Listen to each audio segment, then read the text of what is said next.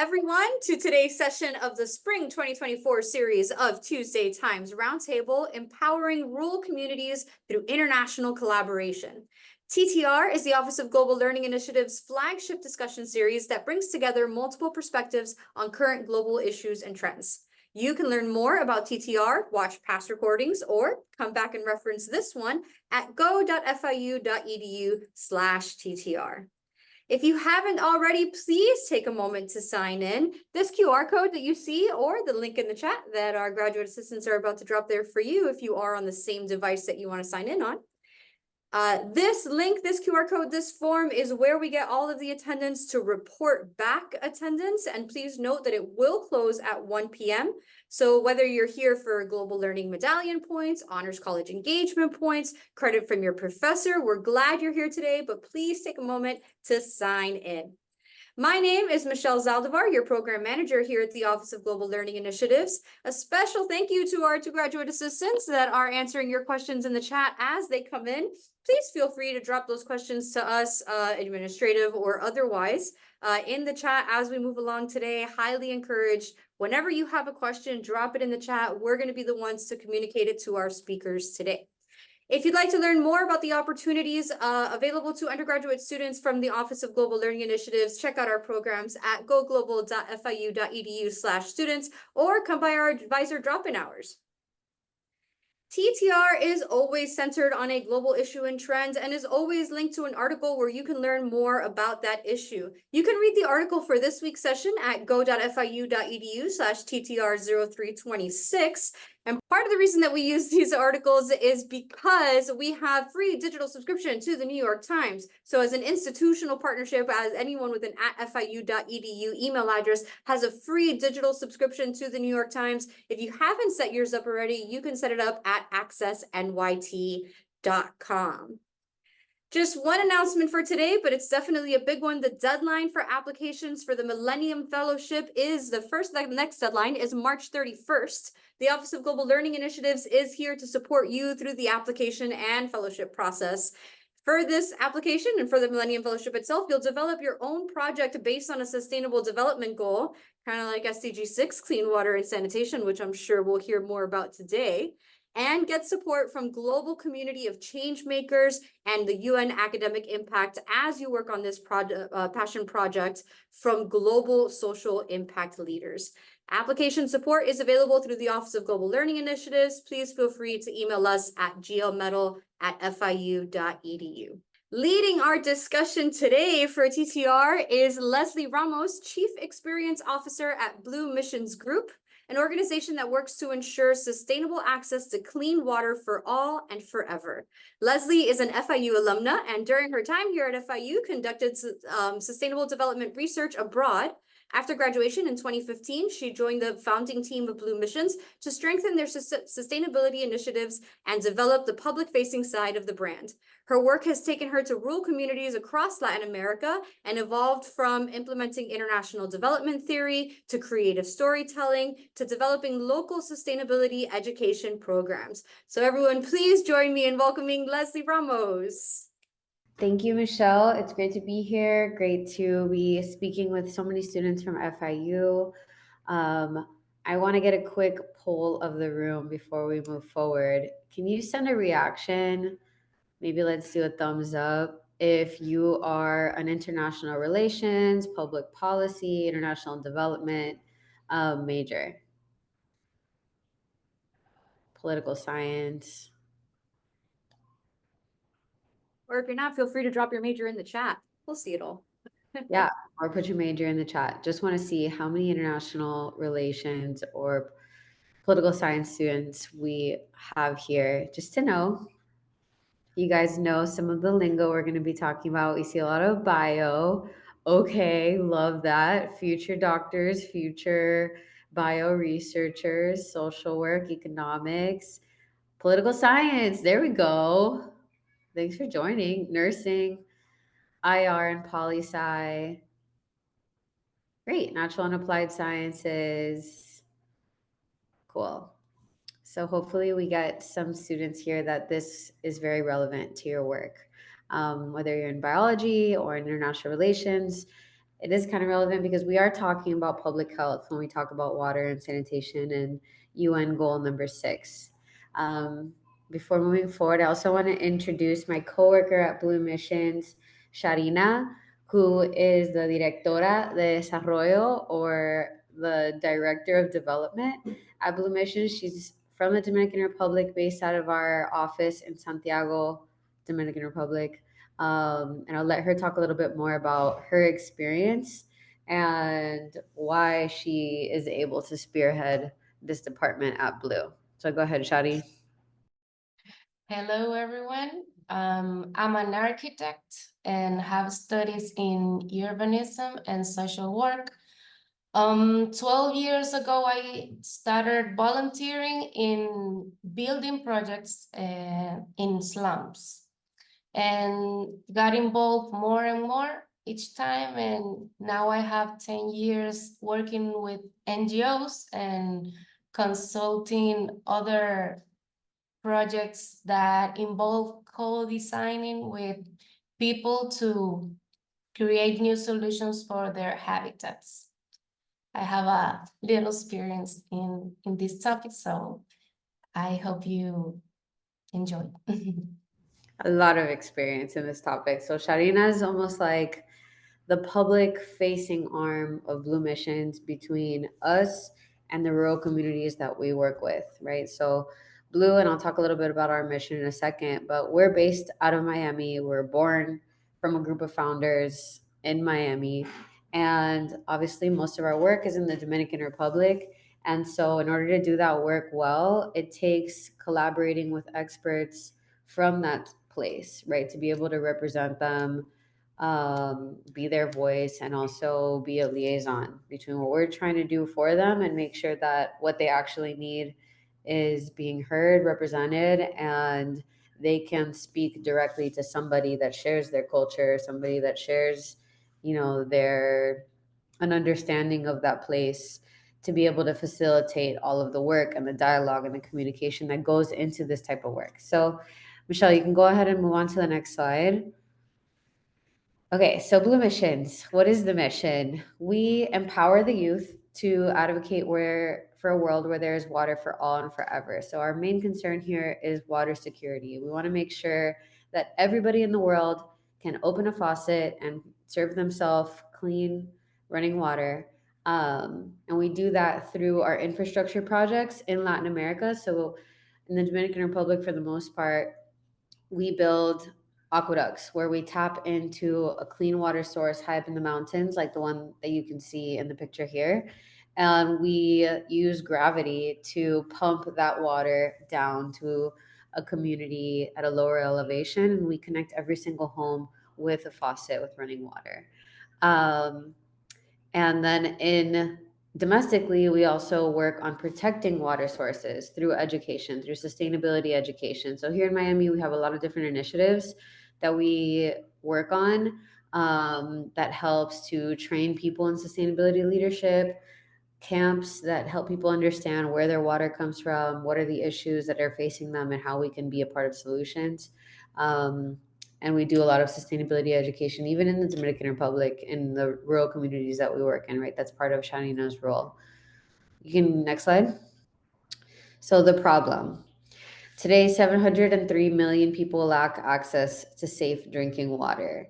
And due to the effects of population growth, pollution, changing climate patterns caused by global warming, just the misuse of water in general, we're facing higher levels of water scarcity and water insecurity. And it's projected that a lot more people will struggle to find water on a daily basis because of all of these issues. So I don't know if anybody's heard about what's going on in Mexico City right now, but they're facing a huge water shortage, where there's just not enough water to meet the demands of their population. And so this is an issue that's especially prevalent in urban centers. And that's why it's important for everyone to understand where their water comes from and what are the issues that they're dealing with. Because wherever there's water, there tends to be water issues. It's either there's too little or there is contamination that kind of threatens the integrity of that water source. So this is the issue that we're trying to solve, to make sure that everybody has access to clean water no matter where you are, because you can go a few, I think, weeks without eating anything, but you can only go 72 hours without drinking water. It's essential to every other aspect of our life. And we might not realize that, and we take it for granted because we have the refrigerator door and we have all of these different points of use of water. Even our toilet is a water source, and we don't realize it. And so it's easy for us to take it for granted. But when we travel to these communities where people have to go out and actually look for every ounce of water that they have, you can see how limiting it is. It affects their ability to go to school, to pursue higher levels of education, of income. It affects just like how much time they have to spend with their family. And it's definitely a huge limitation to development and progress. So we don't want anybody to live like that. No one should live without their most basic needs met. So that is why we do everything that we do. Next slide. Okay. So speaking of, I'm describing some of those limitations that come without living with access to clean water. It's hard to imagine if you've never been to one of these places, you've never experienced it, you don't know someone that's lived without access to clean water. So through this video, you'll meet someone that we've known for a few years. We constructed a water project in her community when she was 11 years old. And then this is a video that kind of describes her life and her experience, and how, because she received a water project, this other life path opened up for her. So you can go ahead and press play, Michelle. Yep. Let me know if you get good audio.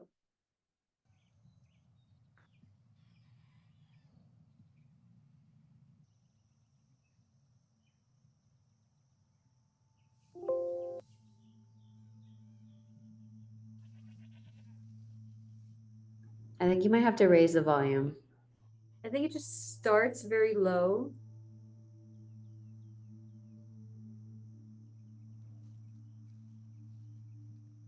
Cuando pienso en mi niñez, me llegan muchos recuerdos de momentos felices. Good.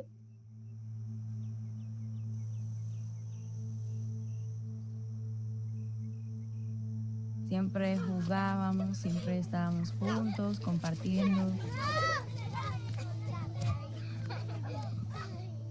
Desde niña quise estudiar Derecho, tomaba mis estudios muy en serio, o sea, era muy responsable con mis tareas. Eso era lo que me ayudó a seguir adelante. Me gustaba defender a los demás. Siempre si estábamos jugando, ya había un problema entre los amiguitos, yo siempre lo defendía. Por otro lado, era un poco triste porque tenía como un estrés de vida al tener que buscar agua todos los días para hacer los oficios de la casa y para ayudar a mi mamá.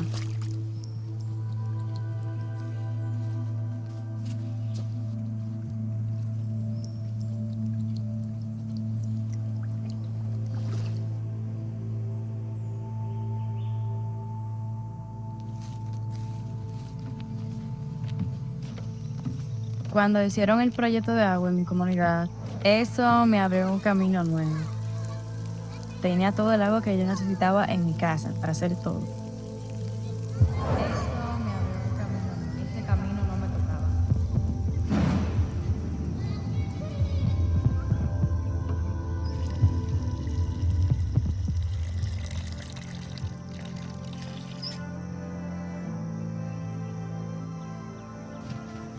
Hoy estoy caminando hacia mi sueño y estoy en la universidad estudiando Derecho. A veces en la universidad como que pienso, ¿esa soy yo? ¿Estoy aquí? ¿Es un sueño o es la realidad? Este camino no me tocaba. El camino que me tocaba era un camino lleno de monotonía. Los oficios de la casa, preparar comida, todos los días lo mismo. Buscar agua día tras día.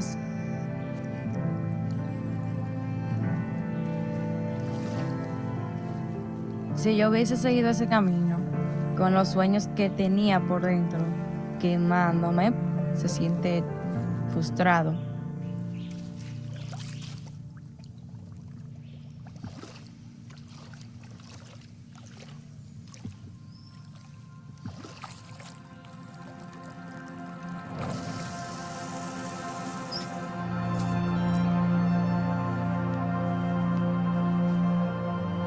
Yo sé que estoy aquí para alumbrarle el camino a otros.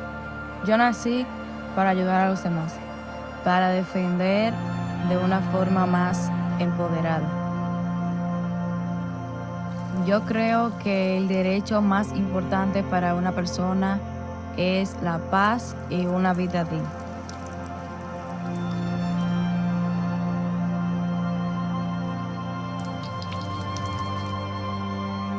Yo voy a seguir cumpliendo mis sueños para ella y para ellos. Veterinaria, profesor, diseñadora de zapatos, salonista, cantante, enfermera, pelotero, policía, veterinaria, enfermera, azafata, profesor, dentista, abogada.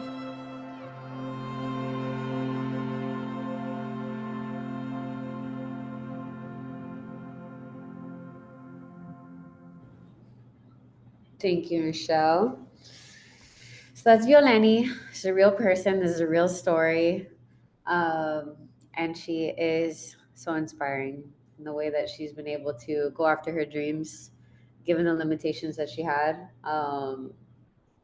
But luckily for her, there was one limitation that was able to be removed from her life, which was this access to such a basic need that took up so much of her time going to go collect on a daily basis. So that just helps you kind of connect and understand what this life is like without access to clean water at home. And that's not the case for all of the communities we work in. Some of them, you know, they buy their water or they collect rainwater. But regardless, you know, whether you're walking to go get it or you're waiting for it to rain or you're using a large percentage of your income to buy it, it's still a huge burden. So two of the solutions, like I mentioned, that we provide at Blue Missions are that infrastructure to improve water access and water quality. And that's really what we're going to be focusing on today. And we're going to be talking about with Shanina because that infrastructure work is something we do internationally. And 99% of which happens in the Dominican Republic. And then our other initiative, which is here domestic, is that sustainability education and community service to help inspire people to take action and learn about how to create this water secure future. Next slide.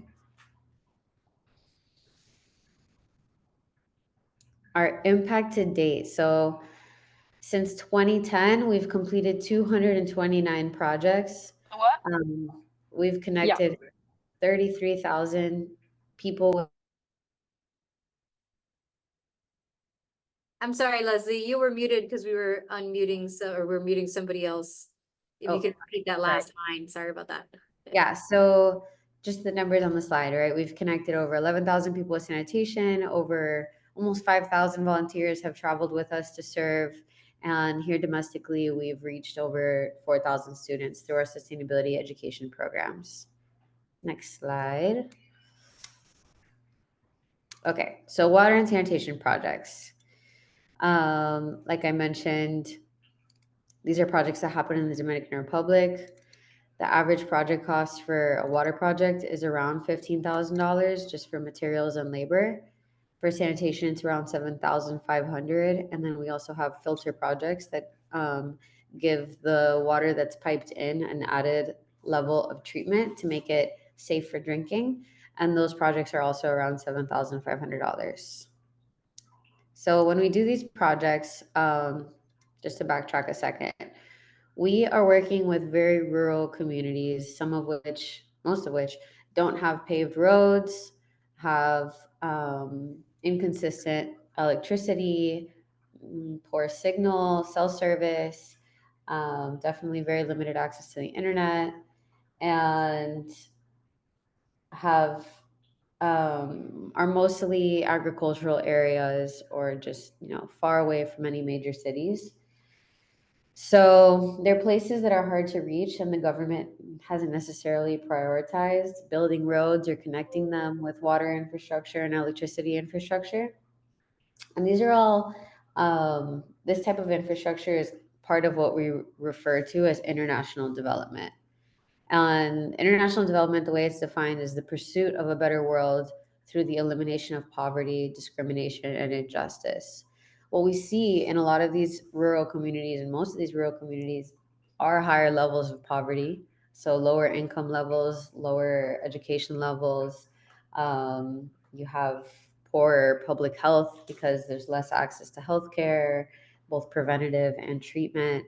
And it is a form of injustice, right? Just because you don't live close to the city and because you have less money doesn't mean you should have less access to the basic needs that are met for people in the urban centers.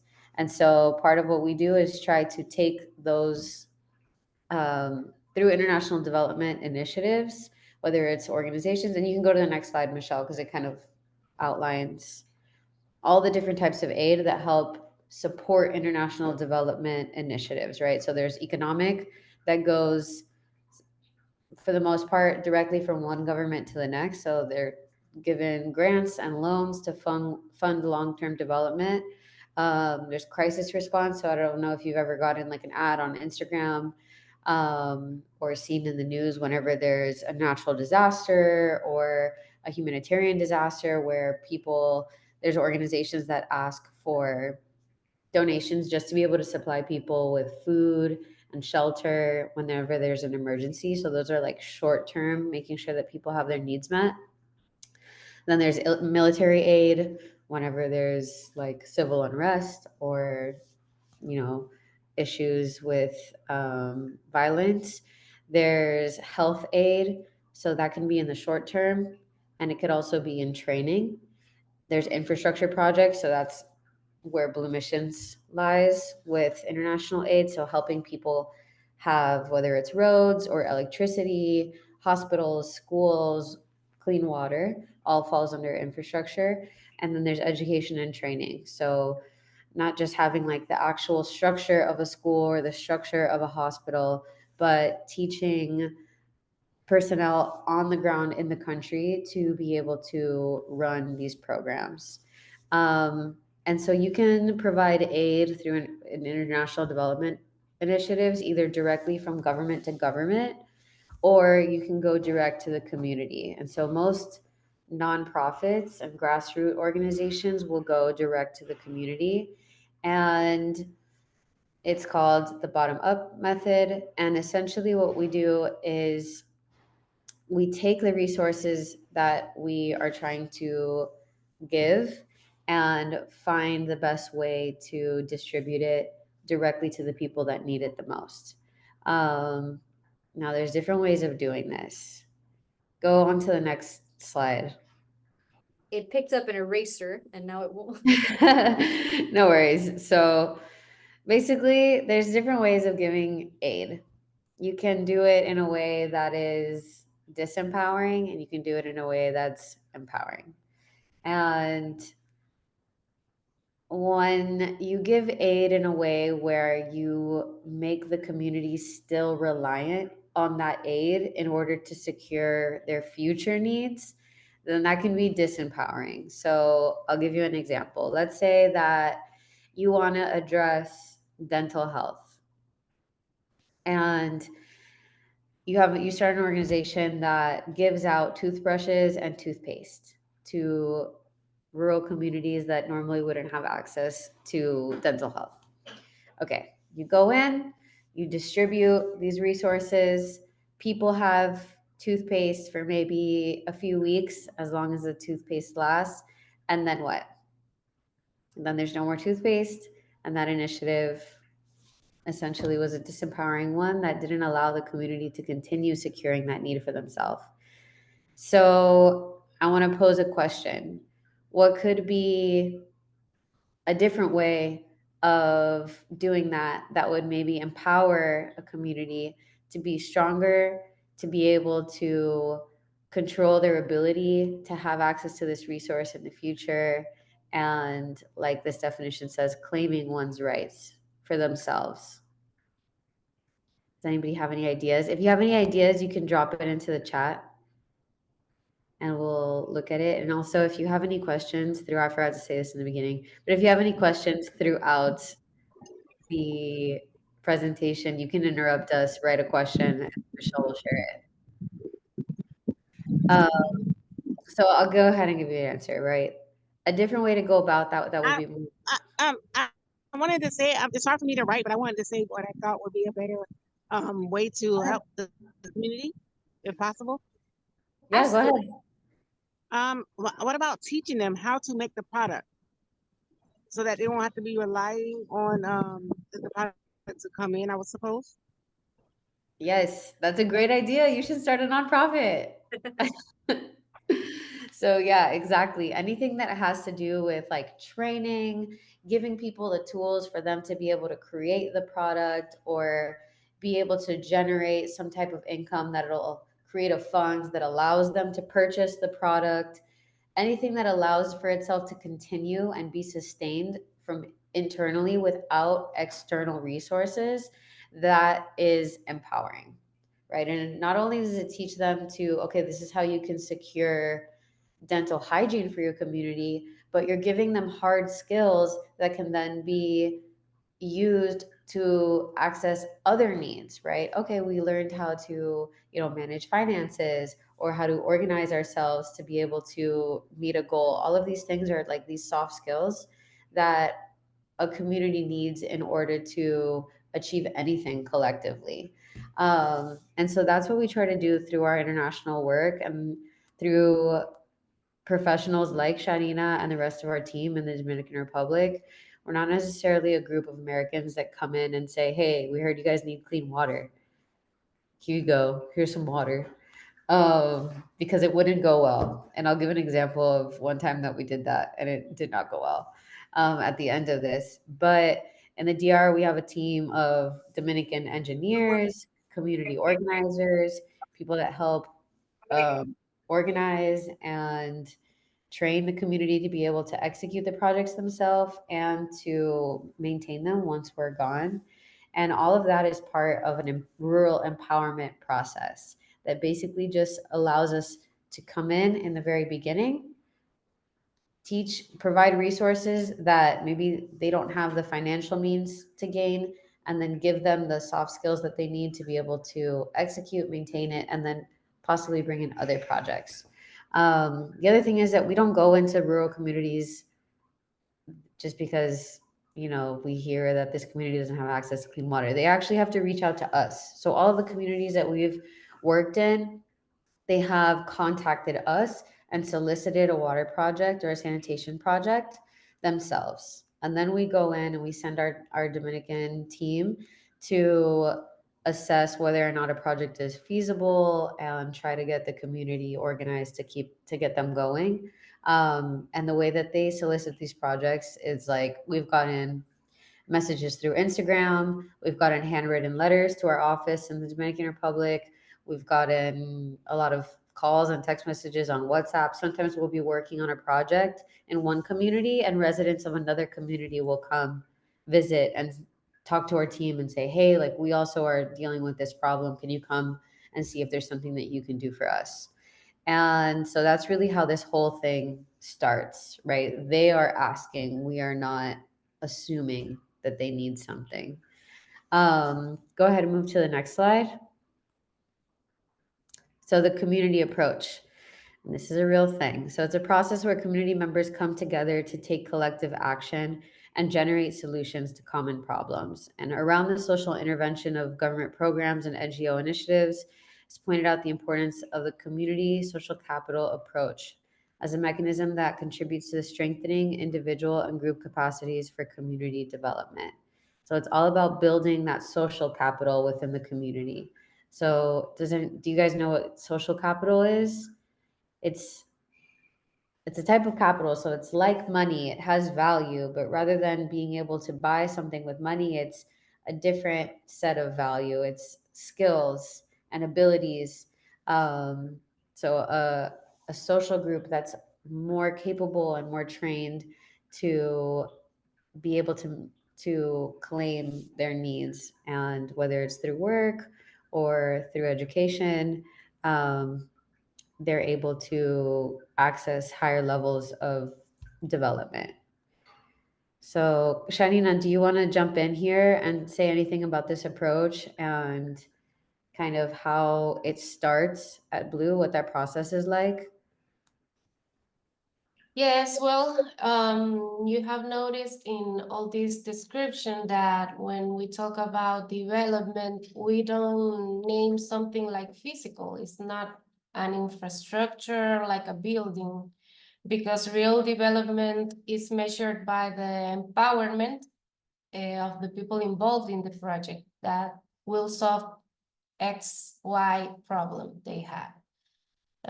That's why any social intervention has to consider actions that strengthen the social capital, like Leslie said. And this education is not like a book-wise one. It's education through doing, giving them the opportunity to make their ideas and their solutions come true. In the next few slides, we will see practical cases we had experienced in the communities we work with. So next slide, please. These are do and don'ts, and Leslie, if you want to add something, anytime you can. And on how we can reinforce that social capital, right? Our first do is identify, recognize, and validated community leaders, people with proven experience, considerable time living in the community, and who generate trust towards others. When we are starting a relationship with a community, it is needed to reach a person who really represents the rest of the members and give them the confidence about the decisions that will be made. As Leslie said, the communities that want to work with us has to write a request, and then we assess the situation. But they, in the first time, has to be in the front of the project, the solution. A big don't is bring someone from outside to lead the project, that don't know how the dynamics of the place are, or wants to implement or impose decisions by their own, I don't know, knowledge, that don't ask what the others think about the decisions they want to make. Next slide. And this is really quick before we move on. Mhm. This is essentially one of the first things that we do when, or well, is the next slide about organizing the community leadership, or is this the one, Sharina? No. Kind Okay. of. So one of the first things that we do is we identify one person that's like, okay, this is the person that's going to get stuff done. And they are the ones that are going to reach their community members. They're representing the community. But apart from that, we encourage the community. Well, we don't encourage. We require the community to create what's called a water committee. And basically, within that committee, you have a president, a vice president, a treasurer, a secretary, and they're usually all just people from the community. It could be like fulano's abuela, el abuelo, and just like people that work in agriculture. These are people that don't necessarily have like hard skills or formal education, but what they do have is trust from their other community members. And so they're well respected, and they also have like a social pull, like people listen to them, right? And so it'll usually be like more of like the elders in the community, although we also sometimes see like more young people getting involved to help with like communication. with like the younger people in the community. But it's really important that they are able to, and this is almost like their first homework assignment, is create this committee. And if they're unable to meet this first requirement of creating a local committee that can help make decisions together, and we see that from the beginning there's like disagreement and there's drama and we're not like moving forward, which I've sat in plenty of those meetings, Sharina. I bet you've sat in a million of them. Then it's already a red flag to us. Yes. We're like, okay, these people. Do you want to say anything about that, Sharina? What you've seen before? You said it all. You Yeah, explained it very well. yeah. So it tends to be a red flag, and we've had a few projects that were not able to be executed because they just couldn't get that base of having a solid foundation of united action, leadership, that unity, that community unity is like so important and able in these very rural places in order to get stuff done. It's kind of like imagine here, like when you hear that there is a stall in voting because the two parties couldn't come to a majority agreement, right? And so that they can't move forward. That's like a macro level example of, a country being represented. But when we do this work, it's so community based. It's like, okay, imagine that just your neighbors can't get it together, can't agree on something to be able to move forward. It's really not a great place to start. But in these places, it's really important that the neighbors do come together and that they learn how to support each other and communicate and set common goals and work together to achieve them. Because really, these are places that are neglected by any higher level of representation. So, one of the most empowering things that they can do is learn how to represent themselves and speak up and either go out and get their needs met for themselves or demand that their needs be met by going to like their higher local government. But that does take unity and organization. So that's just like one of the first things that we do is establish that water committee. Sometimes communities do already have like local leadership and they have what's called a junta de vecinos, which English translation would just be like group of neighbors, right? Or like, I don't know if the word group is right. Uniting, maybe. Yeah. Yeah, yeah. Something Join. like or they sometimes have like a club de madres, which is just like a mother's club. And it is really cool to see in these communities women take leadership roles. And it's something that we require in our water committees that a certain percent has to be women of those positions. But also, a lot of the women will volunteer themselves for these roles because they're the ones that are dealing with these issues at home, right? So much of the weight of the water crisis lies on the backs of women, um, and they're the ones that want to speak up for their family, to see them have a better future and better outcomes. So we see that a lot. Also, just wanted to point that out. Okay, let's move on to the next slide. So a question that I think is now a good time to chime in here if we're still okay with that, Leslie. Yeah, go ahead. Yeah, and this one's kind of technical, so I don't know how much of like the engineering background part of it you have. So you talked a lot about how like your process to initiating a project and reaching out to community changed because of community feedback and is shaped by community feedback. But to your knowledge, has any of the actual like engineering or infrastructure kind of changed based on, or do you have an example of something that might have done that? Changed due to what? I'm sorry. Like because of community feedback, or like, Okay. local knowledge, or that Yeah. might be really technical. We're talking about engineering here and we might have the wrong crew for No, that. well, I mean, that is, and Sharina, you feel free to jump in, but for example, like just identifying the water source. What Uh-huh. these water sources That's are. the perfect sample. Yeah, like this is based on like traditional ecological knowledge. And so some of Mhm. these people have been occupying these landscapes for generations. And so nobody knows their land better than they do. Mhm. And they are the ones that will take us to the water sources that are at a higher elevation, that never dry out, that are the most reliable. And so we rely on that wisdom and that knowledge that they have. And it is a type of, like, it's very valuable. And so that's a way that it affects the engineering in a way, right? They select the sources, and then they also need to donate a piece of land in order for us to be able to construct a part of the project that I didn't mention earlier, is a water holding tank.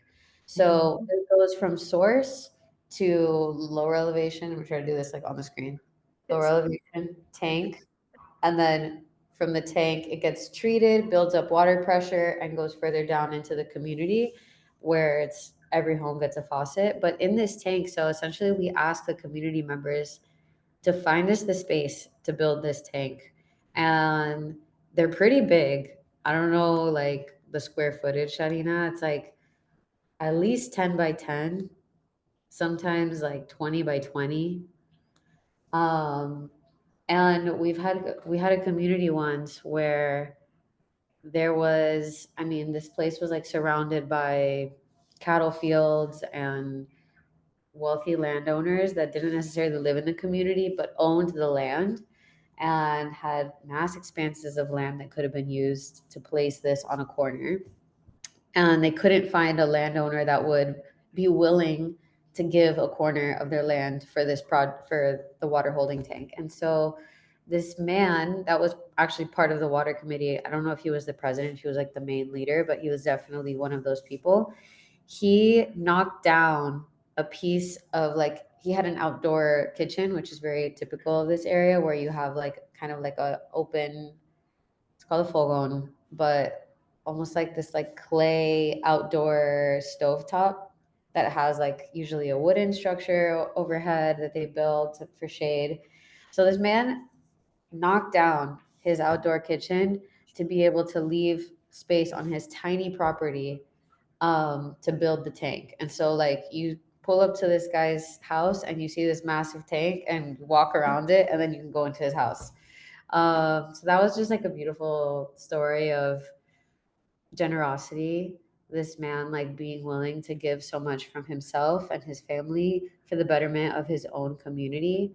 And we see that a lot in our work, right? But yeah, it's all very place based, and the designs all vary based off of the geography of the location. So all the plans are, like, the way that they actually construct these aqueducts, is crazy. They literally go through the jungle with a GPS and like this long tape measure, and are just winding through the jungle and crossing little streams and rivers and going under barbed wire fences past cow fields to kind of like measure out where that line of pipe is going to go. And it's never a straight line, it's usually very windy, and it's really cool, the whole engineering aspect. So if there's any engineering students on this call, I'm not sure who asked that question, but if that's something you're interested in, I would definitely recommend going on a water project and seeing how they do it, because it's very cool. Okay, next slide. I wanted to add that leader has to be trusted, not feared, because sometimes you had a strong leader that people respect, but because they feared him. And in this second slide, we wrote, let the community diagnose their needs. Identifying the problems to solve is the first step to take ownership of the solutions, because it's well known that the first step to solving a problem is admitting you have one.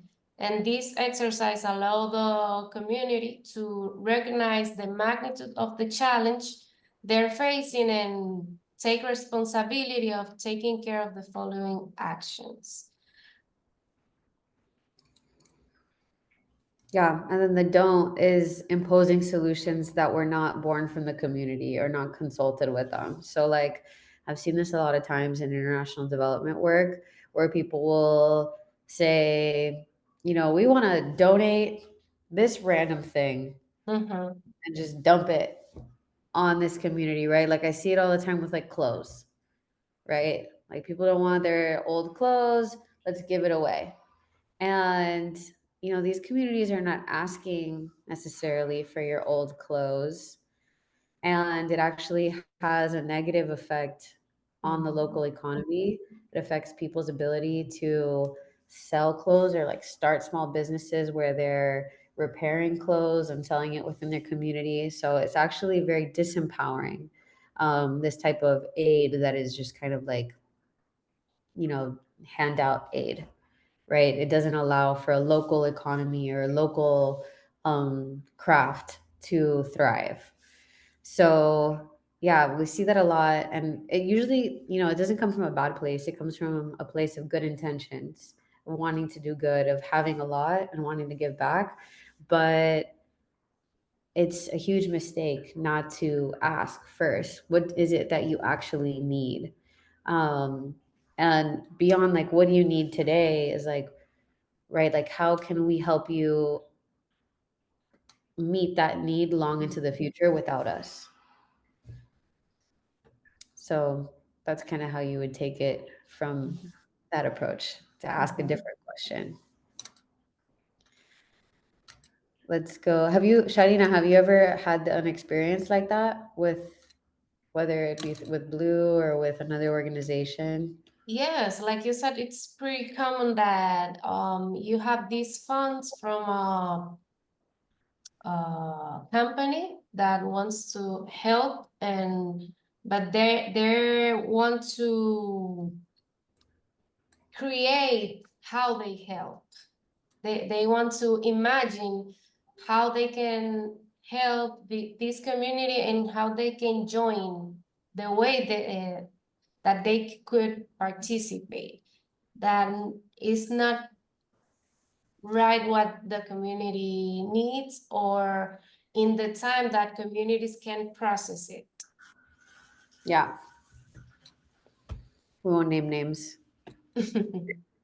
No shade. Well, All right, let's move to the next one. the third item is develop spaces for participation, because promoting communication and transparency leads to people join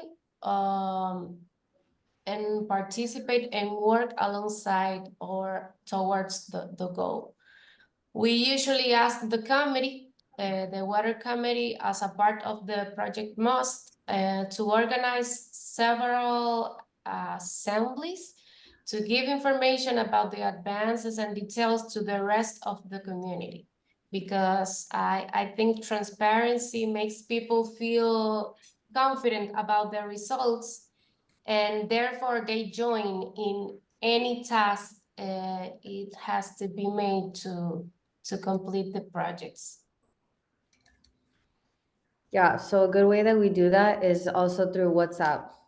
Yes, there's a few tools, WhatsApp, flyers in the colmado, going through the houses, announcing vendors that use their trucks to yell all the community what's going on, where's the next meeting, and what's the topic, what is needed to complete a task of the project. That gives people confidence about the project, that it's going to be successful, because everybody it's moving around it, and you know how the things are doing around it. Yeah. And we ultimately need everybody to trust the project and to like take ownership, right? Because first of all, with the execution of the project, we need the entire community's participation in order to actually execute the project, right? We're not bringing in like a massive construction team and doing this. No, the community does it themselves. So we bring in the financial resources, the technical resources with, the engineers and the skilled labor that comes in. We bring in some help through like volunteers that come to serve from outside, but also like they're, you know, not construction workers. They're there more to learn about service and learn from the locals. So really it's up to each family to dedicate a certain number of time to the actual construction of the project. And so it's really cool because you see every, you know, demographic of the community involved. You see little kids, I've seen old ladies out there digging trenches because they are excited and they want to be a part of this united effort. And it's cool because as the project starts, you're further away from the community. So what it entails is carrying pipe, PVC pipe, like up these crazy trails through the mountains, to be able to connect them all, and also digging a trench where all of those pipe are going to live, right? So we have to dig a trench that's like a foot deep for miles. And that is a lot of work. So when I say that we're not bringing in a construction team to do that, it's a lot of work that needs to ultimately land on the community. And so we've had tons of projects where, you know, people just don't show up to work. And that's when there's drama. And we have to be like, well, you know, you guys don't want to work, you guys don't want this project, then I guess it's not happening and we got to go. And that's where this communication comes into play, right? Like we have to employ like the Chisme Network, the Gossip Network, like go tell everybody tomorrow at this time, you got to be here. Message everybody on WhatsApp and tell them, pick up a shovel and meet us at this place. But yeah, as the project advances, the work gets closer and closer to the actual community. So it starts really far, and then as you know, the trench gets dug, we end up in the community center, and everybody's watching and everybody's excited because it's like almost done. And these are also places where there's a lot of empty promises. So the government will come in and say, hey, we're going to do this project.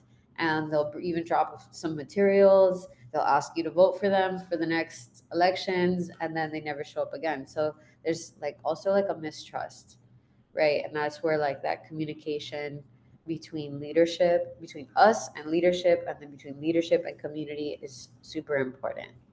We're running out of time here, so let's move to the next slide. Yes, this is the last one, and it's really connected with the ones before, that it's promote co-responsibilities, because for several communities see NGOs in a position of power, and they assume an attitude of expecting things from this company, from this NGO, that it's helping my community. And to make sure the project is really sustainable and successful, excuse my English, we really have to have a list of clear tasks and clear responsibilities and do it equally. Like I will add this technical knowledge, but you have to complete this deal with several other tasks with your talent, with what you have in your community and the talents your leaders and your neighbors have. I don't know, see, Leslie, if you want to add something else. Yeah, so it's the don't, right? You can't go in as an organization, do the heavy lifting up front, and then just peace out and leave the community to maintain your work without them knowing how to. And that's part of the co-responsibilities that Sharina's talking about. So it's not just about making the project a reality, but also taking care of it. And if you've done all of the do's up to this point where they're empowered, they take ownership, they have good communication, and they're organized with their own leadership, will be able to take care of it. But if they don't have those other things, then they're not going to. And when it comes to water projects, the water source needs to be maintained. It needs to be forested, and making sure that the environmental integrity of that area, a whole kilometer squared around that water source, is taken care of and maintained. Nobody can touch that. It is wilderness. They have to clean out, different parts of the project every few weeks. And they have to also collect a monthly fee from every family in order to have like a savings in case something within the project breaks, like a pipe breaks, or they need to pay for, a bigger expense down the road. They have a fund that they can pull from and be able to fix it themselves. In communities where they don't have that type of organization and that safety net, something as simple as a pipe will break and they will leave the entire project broken for months. And it's something that is a really easy fix that they could fix themselves. But because of lack of communication, organization, they stopped doing the things that they were supposed to be doing. Then it all kind of goes south. So that's why doing all of these things, having all of the dues that we've outlined throughout this are really important to be able to get them to that point where we can leave and they can continue meeting this need long into the future. Because like I said in the beginning, we've done 229 projects. We can't be babysitting 229 projects, right? They need to be able to take care of it themselves. We're here for support. But at the end of the day, it's their water, it's their project. They own it. I want to move to the next slide really quick. And I know we're done at 1:30, right? But going to try to condense this as fast as I can. So this is a project we did in Colombia, and it was for the first time, and it was in an indigenous area in Colombia. So not only was it in a different country that we had never worked in, it was in a community that we've never experienced. It was a group of people that spoke an indigenous dialect called Wayunaiki. They did not speak Spanish. And there were so many things that went wrong with this project, so many of the don'ts that we did, right? First of all, they didn't ask for this project. It was kind of just like another organization asked us to come in and do it, right? So we were asked by another NGO, not necessarily by the community members themselves. We didn't have local leadership established. We didn't have a water committee. We had brought in someone to kind of be like the leadership from a neighboring like town, not even like a village. So it was really someone that was disconnected from their community. And essentially, we built the entire project. We had very little local support. The locals were just like, what are you doing? And honestly, after a few months after we left, the project was not maintained at all and it stopped working very shortly after. And so that was something that was kind of just, it was disheartening because resources, time, money was all poured into this, but it was done the wrong way, ultimately, right? That was on us, on our organization for doing the don'ts rather than the do's. And it's part of a learning experience. And we haven't worked in those communities again, not because we don't want to, but because we just don't have the capabilities. We don't have people like Sharina and the rest of our DR team on the ground to be able to facilitate the type of empowerment that needs to happen leading up to a project. So if anybody has any questions, I know time is up, but if you want to ask a question, you definitely can. And there's so many different ways for you to get involved with Blue Missions. You can go on a water project with us. You can help sponsor our projects for as little as $5 a month. Go on our website and check it out. It's bluemissions.org. Follow us on Instagram at Blue Missions. You can travel and serve with us. You can intern with us and help facilitate these projects in the Dominican Republic. If you are a college student, which everybody here is. And yeah, any questions? Thank you so much. And we can keep going in a minute. I just do want to respect everyone's time. It's 1:30. I'm already getting messages like, I gotta go to class. I need to disappear. I'm sorry. So just in case you did want to come back and reference any and all of this, all of our TTRs are recorded and posted on YouTube. We can share that link out, but you can find out more at go.fiu.edu/TTR. That'll give you a straight link to our YouTube, and our playlist shortcut is TTR YouTube, which, pretty fairly straightforward to remember. As a reminder, so thank you so much, Leslie and Sharina, for being here. This was an absolutely fantastic conversation. TTR continues next week for our very last session of the spring series. There was a little bit of a technical glitch on Zoom, so when you registered, you may have been kind of forced to choose only one session, but that issue has been addressed. And rest assured that everybody is absolutely welcome to join us again next week for a conversation on reimagining historic spaces. So we're welcoming an interdepartmental panel from Vizcaya Museum and Gardens to talk about how they're reshaping the role of their historic institution around serving the community with everything from scientific studies of Biscayne Bay and climate change and urban farming and community markets and so much more. So if you haven't already, please, you're encouraged to join us again for our very last session next week. You can register at go.fiu.edu/TTRU.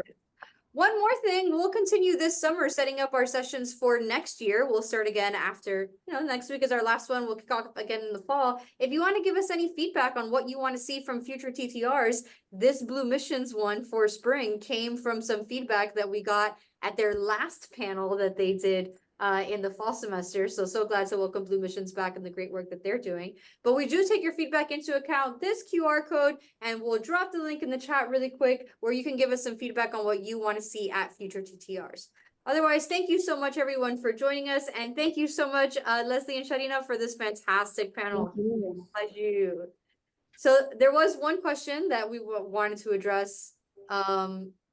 If you have some time and you want to hang out to answer it, what's one piece of advice that you would give to super amateur students, project-based, right? We're trying to set up, let's call it let's say it's a Millennium Fellowship project, right? And I want to reach out to an international organization or an international community. What's one piece of advice on how I can go about doing that you might have?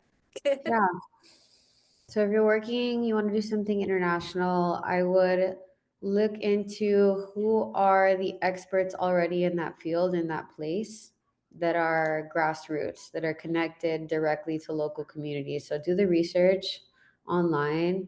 There are a lot of people doing a lot of good things, and we don't necessarily need to reinvent the wheel, right? Maybe we can already support initiatives that exist or ask them one of the do's, right, which was asking communities what they need rather than assuming what they need.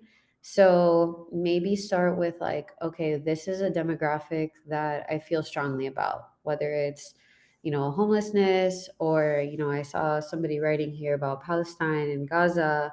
I saw somebody writing about another area of the world, right? If there's something that already pulls your attention and your heart, focus on that demographic and then figure out how to find out what is it that these people need by asking them directly. So whether it's communicating with a nonprofit that's already on the ground in the field and asking them, how can I support? What are the needs? You can start there. Or if you even have a personal connection to that place, maybe you have relatives or friends or family members that live in that place, you can reach out and ask them and start from there. But that's definitely a good place to begin. And always thinking about what's something that's empowering, that's going to sustain itself after my work is done, right? Rather than, a one-time handout. Karina, anything you want to add to the student's question? Right, Leslie. Right, and then I know the question did get asked, how do I get involved, right? So did you drop your website in the chat? Is that something that we can also add that to the YouTube channel if you want to do that? But if I'm a student, how do I get involved in one of your programs? There's so many different ways you can get involved. You can serve abroad with us if that's something that you're interested in doing. You can look, I dropped the link to see how you can just volunteer on water and sanitation projects. If you are more interested in public health and international development, I would recommend an internship. That's how I got started. I interned right out of FIU with Blue Missions and never looked back. It was just an amazing experience to be out there for. When I first interned, I was there for 3 months. But now our internships are 6 weeks, and you're out working with rural communities or in the field, really getting a sense of what development work is like. And then you're also acting as a mentor to high school students that are traveling to learn about service and to learn about how to kind of take this service mindset and bring it back home. So it's a really good experience. Definitely helps you become more resilient and builds a lot of other soft skills that are not even related to development. Teaches you how to just rough it and really what service is all about, right? Like putting yourself aside to be able to do something for others. So definitely recommend that if that's an interest that you have. And yeah, Thank you so much for joining us. I'm gonna go ahead and stop the recording unless there's anything else you want to add. that's it. Thank you. Bye, everyone.